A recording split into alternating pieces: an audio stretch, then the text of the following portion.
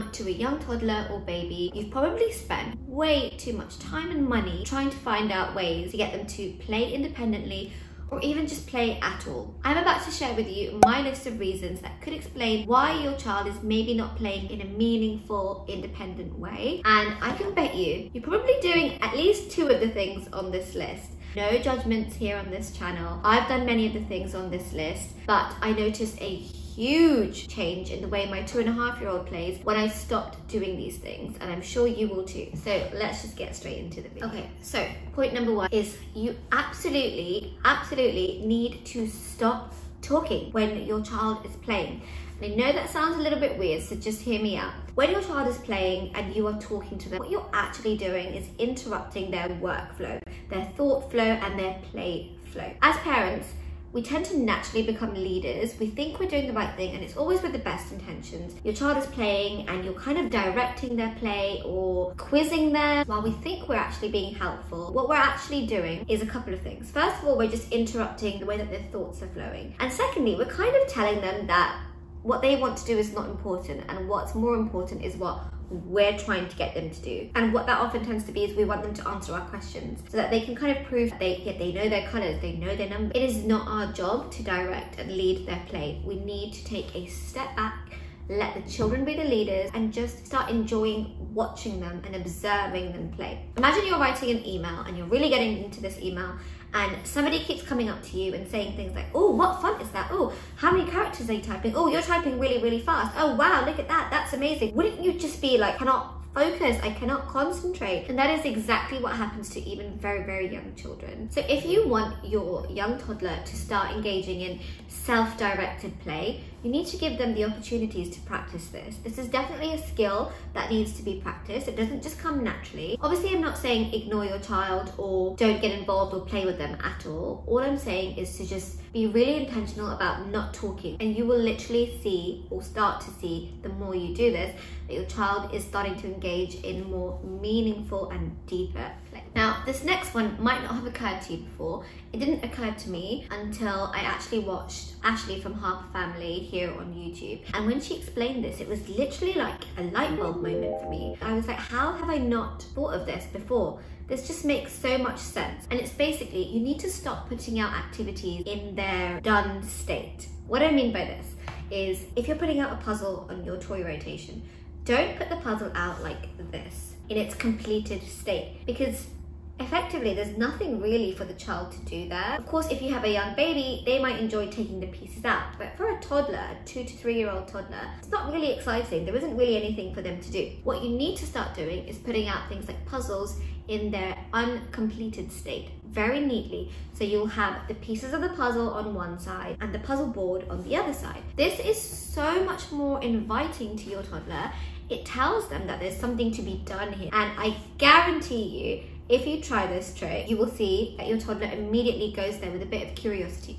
And even if they only engage with this for a couple of minutes, that's still amazing. The same could be said for stacking towers. A lot of times you see them put in their completed states on shelves. And again, there's not really much there for the children to do. They can take them out and that's about it. If you put the empty pole and the rings on one side, you're inviting your child to do something, to complete an activity. And I guarantee you again that they will be naturally drawn to this and they will want to do something with it. They will come to explore, which is the whole goal here. By the way, if you're enjoying this video so far, please do hit that like and subscribe button. It helps me out so much. Okay, number 3 is to stop expecting your young toddler to just know that there are many possible ways to play with a toy. And while obviously children don't need to be taught how to play, it definitely doesn't hurt to put things out in a thoughtful way to spark some inspiration, spark some imagination. The way that I do this is by setting out invitations to play. An invitation to play is basically just a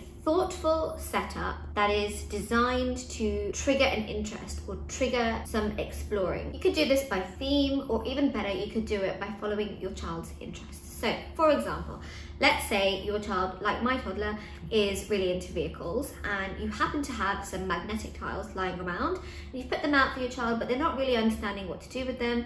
They're not really engaging with this activity at all. So what you could do one evening is just set up an invitation to play using the magnetic tiles and some vehicles. You can set it out in the evening and leave it there for your child to discover in the morning. Now, what they choose to do with this is totally up to them, and there is no right or wrong when it comes to play, in my opinion, as long as obviously nobody's getting hurt. What you should find by this is that your child is suddenly really excited. They've now got lots of ideas for how to play with the magnetic tiles. Whatever you've set out for them, they might choose to play with it that way, and then it might open up doors and get them to start thinking about new ways to play with these toys.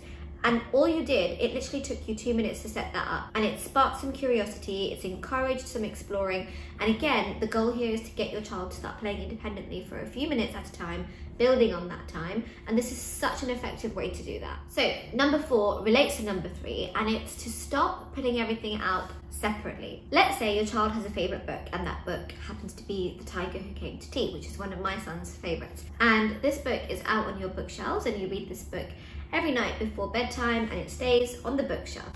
What you could be doing to expand on your child's play and to encourage new play is you could bring this book into their playroom, select some toys from whatever you already have. So let's say you have animal figurines and you happen to have a tiger, get the book, get the tiger, and let's say you have a doll, put them together in a basket. So you have your book, your doll, and your animal figurine. And there you have a story basket. It is so simple, and your child can do so much with this. They can act out the story. It encourages so much pretend play. You could even add some fake food, have a tiger's tea party, for example. So have a think about what your child is really into at the moment. See what books you have and start bringing things together in a really strategic and thoughtful way. My son loves his vehicles, and he has a favorite book, which is Trucks and Diggers, and this book happens to have a double page spread of fire engines. So what I often do is I'll put the book in the basket with a couple of his fire engines, and even though he's read this book a billion times, just by placing these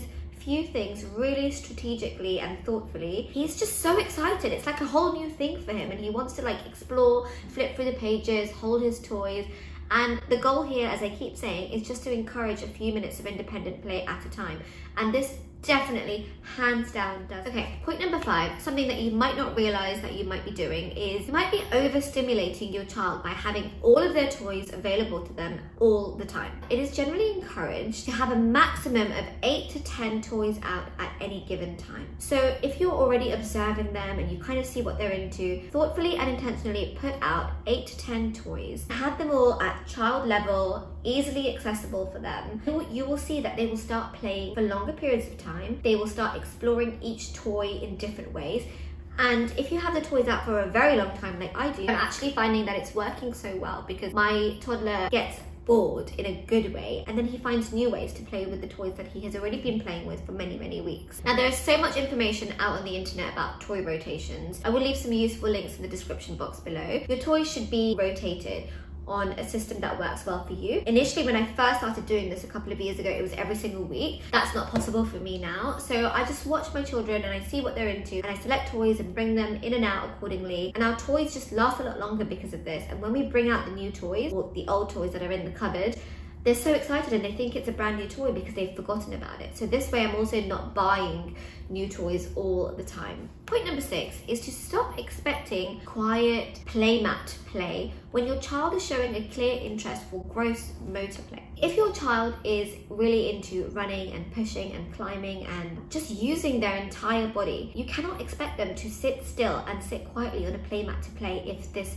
gross motor cup has not been filled first. Young toddlers need to move, they need to be out and about, they need to build their body strength, and don't think that when they're out in the playground they're not learning anything or it's not independent play, because it really is. They are practicing so many skills. If you're finding that your toddler is really not interested in playing on the playmat, even though you've bought all these wonderful toys for them, don't be disheartened. It's probably just a phase. They probably have other needs, and you need to give them opportunities to fulfill these needs. And then I'm sure in a few weeks' time, if you present these toys to them again, they will be so much more likely to play with them and engage with them and start playing with them independently. Okay, point number 7 is to stop rushing in to help your child when they are playing and to stop protecting their feelings around this. Let's imagine you're sitting with your child and they are building a tower out of wooden blocks, and you can see that when they place the next block on the tower, it's kind of being placed on the edge. So if they place it, the entire tower will topple down and break. So your immediate instinct there is to step in and to just be like, oh no, let's put it here because otherwise it will fall down. What you've actually done here is you've stopped them from exploring the whys and the hows of how this happened. If you had allowed your toddler to place the block and watch the tower fall, it would have led to so many more opportunities, both practical and emotional. Firstly, your toddler will probably really carefully consider the placement of the block next time, which is enhancing concentration and observation skills. And secondly, you're teaching them to persevere when things go wrong. It's okay if it fell down, let's pick it all up and try again, which is such an important skill to start developing. Yes, for sure, your toddler might have a tantrum. I know mine definitely has when things like this happen, but it's such a great opportunity to develop emotional intelligence and to have a discussion about feelings. Basically, to summarize, let things go wrong in the playroom. Let your toddler build something and watch it fall. Let your toddler make mistakes, because every single mistake is an opportunity for new play. It's an opportunity for exploring. Okay, so this brings me to my last point, which is to stop unnecessarily and meaninglessly praising your young child. Now, I'm guilty of this. I think all parents are. My son will build a car park with his magma tiles, and I'll literally jump in and say, oh, look at that. Oh, you good boy. Look at what you've done there. Totally pointless praise. In fact, saying things like good boy, good girl, good job, oh wow, you're so clever, is not actually helping them at all. It's actually hindering them, and it's causing them to seek validation from others for the things that they're doing. So what I try to do now is precision praise. And again, there's lots of information about this on the internet, but basically it's about being really precise with your praise and praising specific things and then flipping it back to your child. I will now say things like, oh, I can see that you were so thoughtful about how your car park has different layers and your cars can enter and exit through different ways, or something like that. And then I'll flip it back to him. So I'll say, you must be so proud of yourself. So he starts internalizing and realizing that it was him who did this and he should be proud of himself, rather than seeking that reassurance from me. By doing this, you'll start to encourage your child to respect their play and that their play is important to them and for them. And hopefully over time, you'll see that your child will just become internally motivated to do something. It won't be for us, it won't be for anybody else, it will be for them. And they'll be more likely to go and play with that item or play with that toy again and again and again, because it makes them happy. If you're interested in some of the play activities that I've mentioned here, or some of the toys that I've mentioned here, definitely check out this video next, because I go into a lot more detail about toys that really encourage independent play. I really hope you found this video helpful. I would absolutely love to know if you have any tips and tricks that encourage independent play in your home, so please do leave me a comment down below, and I will see you in my next video. Bye!